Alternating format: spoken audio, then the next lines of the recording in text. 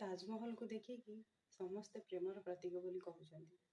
प्रकृତରେ सी ही कौन प्रेमर प्रतीक जी तांको कहानी पढ़ी थिबो सी जानी थिबो जे सी तांकर से पत्नी को केते भल पाउथिले खाली राजमहल तैयारी कर देले कि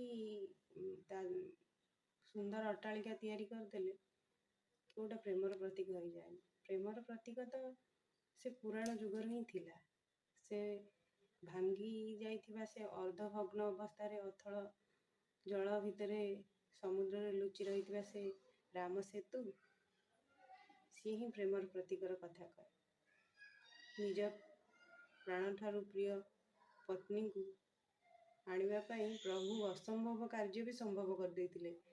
अथल अचल समुद्र रे केबे कोन सेतु बंधेइबा केबे संभव ए पर्यंत भी संभव हे पारुनी किंतु प्रभु सेतबेले सेतु बंधेइथिले। सेतु प्रतिष्ठा करी जाइके माता को रावण को पाखर नै आइथिले। सेईटा ही प्रेमर प्रतीक ताकू ही प्रेमर प्रतीक कुआ जिवो। किंतु आजिकाली रो